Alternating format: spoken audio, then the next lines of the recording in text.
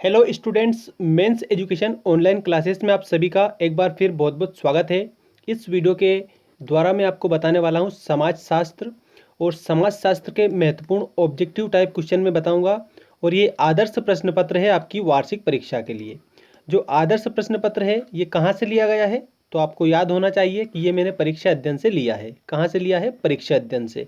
तो परीक्षा अध्ययन में आपके ऑब्जेक्टिव टाइप क्वेश्चन जो दे रखे हैं उन सभी के आंसर मैं इस वीडियो के माध्यम से बताऊंगा। और एक और बात मैं आपको बता दूं कि मुख्यतः जो समाजशास्त्र के मैं क्वेश्चन बताने वाला हूं वो 30 से लेकर के तो 40 क्वेश्चन 30 से लेकर के तो 40 क्वेश्चन मैं आपको बताऊंगा, जो कि सभी ऑब्जेक्टिव टाइप फॉर्म में होंगे। तो आइए स्टार्ट करते हैं। और स्टार्ट करने से मैं पहले एक बात बता दूं कि जो 12th क्लास है, 12th क्लास की मैंने एक प्लेलिस्ट बना दी है। उस प्लेलिस्ट को आप विजिट करिए। वहाँ पर जो मॉडल टेस्ट पेपर है, मॉडल जो टेस्ट पेपर है वो आपको मिल जाएंगे।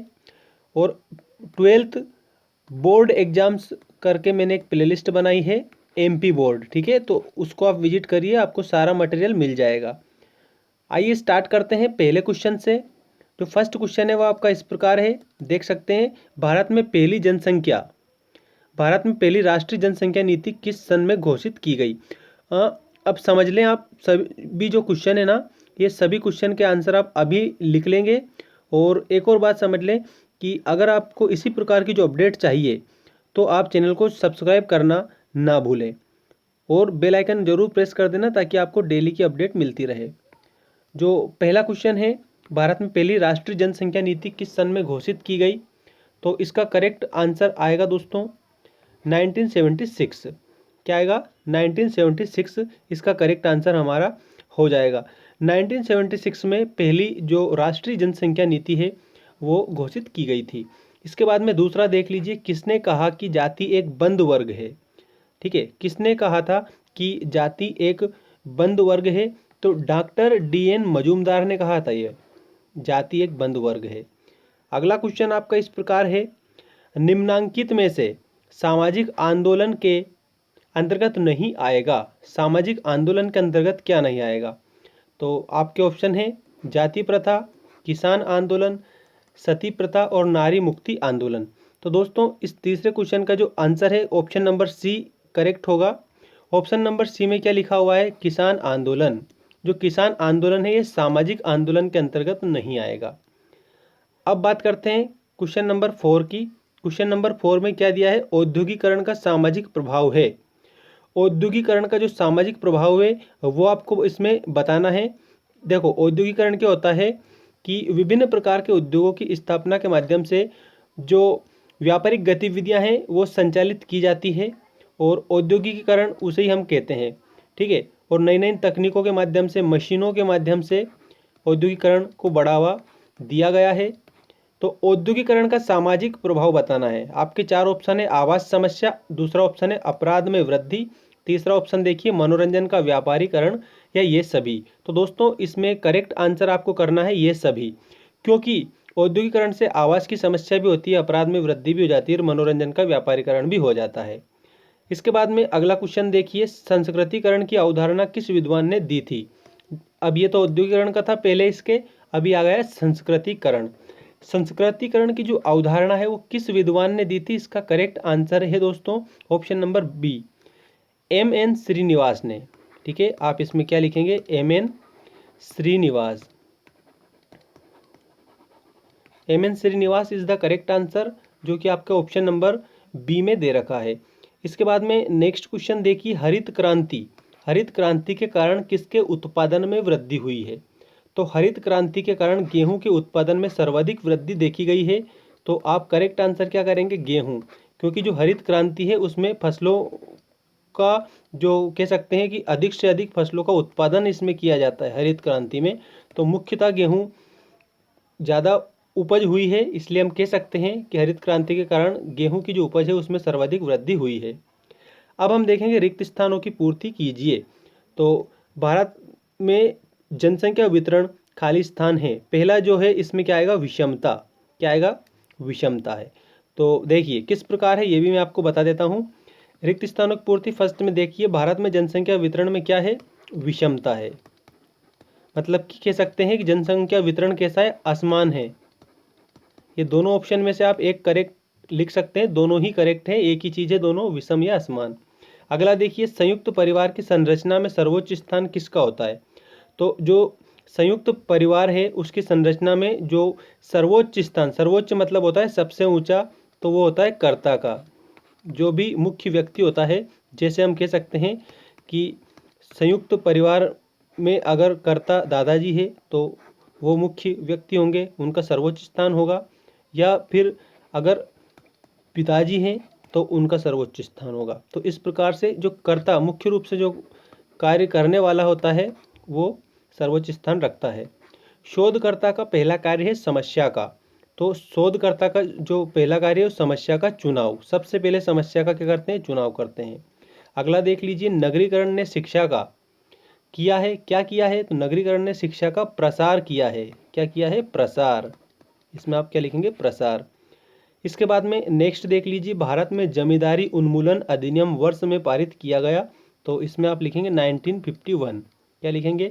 1951 में भारत में जमींदारी उन्मूलन अधिनियम पारित किया गया। नेक्स्ट क्वेश्चन है, नर्मदा आंदोलन में महत्वपूर्ण भूमिका निभाने वाली महिला का नाम है, तो मेधा पाटकर। इसमें आपको लिखना है मेधा पाटकर। मेधा पाटकर नर्मदा आंदोलन में महत्वपूर्ण भूमिका निभाने वाली महिला है। तो ये आपके रिक्त स्थान कंप्लीट हो चुके हैं। और इसके बाद में सत्य असत्य लिखिए। देखिए सत्य असत्य लिखिए, क्वेश्चन नंबर 3। क्वेश्चन नंबर 3 में सत्य असत्य लिखिए। इसमें क्या है? शिक्षा संस्कृति के हस्तांतरण में सहायक होती है। बिल्कुल, जो शिक्षा है ना, शिक्षा से क्या होता है? संस्कृति का हस्तांतरण होता है। कैसे होता है कि जैसे हमारी भारतीय जो संस्कृति उसी को देख लीजिए, जो परंपरा से चली आ रही है, प्राचीन समय से ही चली आ रही है। तो प्राचीन समय से कैसे चली आ रही है? तो एक संस्कृति ने दूसरी संस्कृति को हस्तांतरित की है, तो वो किसके माध्यम से की है? शिक्षा के माध्यम से उसका प्रसार प्रचार हुआ है। इसीलिए तो शिक्षा संस्कृति के हस्तांतरण में सहायक होती है। इसमें आप लिखेंगे सत्य। अगला देखिए, अगला है दोस्तों, जाति की सदस्यता के साथ विवाह संबंधी कठोर नियम शामिल नहीं होते हैं। जाति की जो सदस्यता है उसके साथ में विवाह संबंधी कठोर नियम शामिल नहीं होते हैं, तो ये असत्य है। ठीक है। अगला देखिए, सन 1955 में हिंदू विवाह अधिनियम पारित हुआ था, तो ये बिल्कुल सत्य है। तो इसमें आप क्या लिखेंगे? सत्य। नेक्स्ट देख लीजिए, समाजीकरण की प्रक्रिया काफ़ी लंबी एवं विस्तृत होती है, ये बिल्कुल सही है। ठीक है, जो सामाजिकरण की जो प्रक्रिया है वो विस्तृत और लंबी होती है, तो ये सत्य है। अगला देखिए, जमींदारी व्यवस्था में किसान ही भूमि का मालिक होता है। जो जमींदारी व्यवस्था है उसमें किसान ही भूमि का मालिक होता है, तो इसमें आप क्या लिखेंगे? असत्य, क्योंकि किसान भूमि का मालिक नहीं होता है, जो जमींदार होता है वो भूमि का मालिक होता है जमींदारी व्यवस्था में। तो अगला क्वेश्चन देख लीजिए, सामाजिक आंदोलन किसी विशिष्ट उद्देश्य की ओर निर्देशित नहीं होते हैं, तो ये असत्य है। किसी विशिष्ट उद्देश्य को लेकर ही सामाजिक आंदोलन किए जाते हैं। ठीक है, तो उनका कुछ ना कुछ उद्देश्य होता है, इसलिए वो आंदोलन करते हैं। तो इसमें हम क्या लिखेंगे? असत्य लिखेंगे, क्योंकि विशिष्ट उद्देश्य होता है तभी आंदोलन करते हैं। और इसमें क्या दिया है? नहीं होते हैं, तो ये बिल्कुल गलत है। तो इसमें हम क्या लिखेंगे? असत्य। और अगर इसकी जगह ये नहीं हट जाता, सामाजिक आंदोलन किसी विशिष्ट उद्देश्य की ओर निर्देशित होते हैं, तो आप फिर उसमें क्या लिखते? फिर सत्य लिखते। लेकिन इन्होंने यहाँ पर क्या लिख दिया? नहीं, तो नहीं लिखा है, तो यहाँ पर हम क्या लिखेंगे? असत्य लिखेंगे। ठीक है, अब ये सत्य असत्य हमारे कंप्लीट हो चुके हैं। सत्य असत्य के बाद में हम देखेंगे सही जोड़ी बनाइए। सही जोड़ी बनाइए, देख लीजिए, ग्रामीण समुदाय, तो इसका ऑप्शन नंबर सी आएगा, जजमानी व्यवस्था। क्या आएगा? जजमानी व्यवस्था, ये ग्रामीण समुदाय। अगला देखिए, मुस्लिम विवाह, तो इसमें आप लिखेंगे एक समझौता। क्या लिखेंगे? मुस्लिम विवाह, तो इसके सामने जस्ट सामने आप लिखेंगे एक समझौता। ठीक है, एक समझौता इसमें आएगा, जो कि ऑप्शन नंबर डी में है। आर्य प्रजाति, जो आर्य प्रजाति है, इनके आगे आप लिखेंगे उत्तर भारत। क्या लिखेंगे? उत्तर भारत। उत्तर भारत में आर्य प्रजाति। ठीक है, इसके बाद में नेक्स्ट देख लीजिए, social change in modern India, तो इसका करेक्ट आंसर होगा एम.एन. श्रीनिवास, ये उनकी पुस्तक का नाम है, social change in modern India. Theosophical society, theosophical जो सोसाइटी है इसमें आपको करेक्ट लिखना है श्रीमती एनी बेसेंट। क्या लिखना है?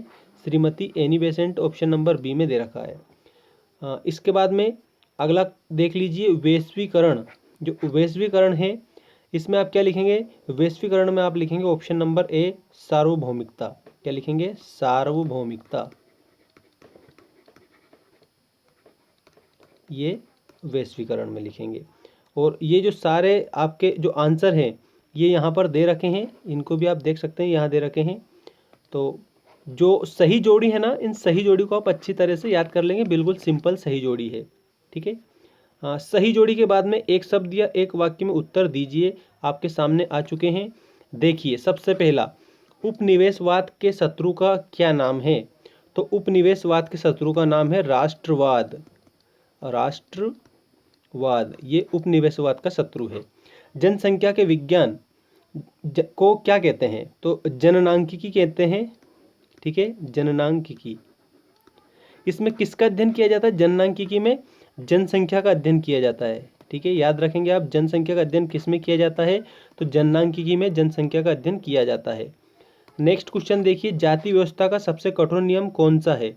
तो जाति व्यवस्था का जो सबसे कठोर नियम क्या है? अंतर्विवाह, ठीक है, अंतर्विवाह। अंतर्विवाह का मतलब क्या होता है कि अगर कोई शर्मा जाति का है तो उसका जो विवाह है वो शर्मा जाति में ही होगा, ये अंतर्विवाह कहलाता है, ठीक है। तो जाति व्यवस्था का ये सबसे कठोर नियम है, अंतर्विवाह। अगला देखिए, अंतर्राष्ट्रीय महिला दिवस किस दिन मनाया जाता है? तो जो अंतर्राष्ट्रीय महिला दिवस है प्रतिवर्ष, मतलब कि हर वर्ष 8 मार्च को मनाया जाता है। कब मनाया जाता है? 8 मार्च को। तो इसका करेक्ट आंसर आप लिखेंगे 8 मार्च। इसके बाद में अगला क्वेश्चन देखिए, राष्ट्रीय एकता में सर्वप्रथम या सर्व प्रमुख बाधक तत्व क्या है? तो भाषावाद एवं क्षेत्रवाद, ठीक है। ये राष्ट्रीय एकता में बाधा उत्पन्न करते हैं, कौन कौन? एक तो है भाषावाद, ठीक है, और एक है क्षेत्रवाद। ये दोनों राष्ट्र की एकता में बाधक हैं। नेक्स्ट क्वेश्चन है, आधुनिकीकरण का संबंध भारत में सांस्कृतिक परिवर्तन से है अथवा संरचनात्मक परिवर्तन से? जो आधुनिकीकरण है उसका संबंध भारत में सांस्कृतिक परिवर्तन से है या फिर संरचनात्मक परिवर्तन से?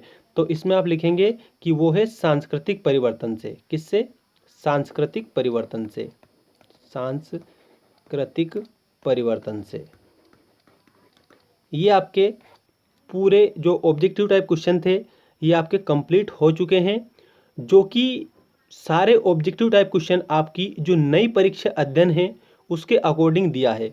और ये जो चीज़ें हैं ये आपकी वार्षिक परीक्षा को ध्यान में रख के बनाई गई है, और जो आपकी क्वेश्चन बैंक है ना, उन क्वेश्चन बैंक के आधार पर है ये सारी चीज़ें। तो आप अच्छे से याद करेंगे। 12th क्लास की जब भी एग्जाम्स होगी उससे 20 दिन पहले सभी को सूचित कर दिया जाएगा।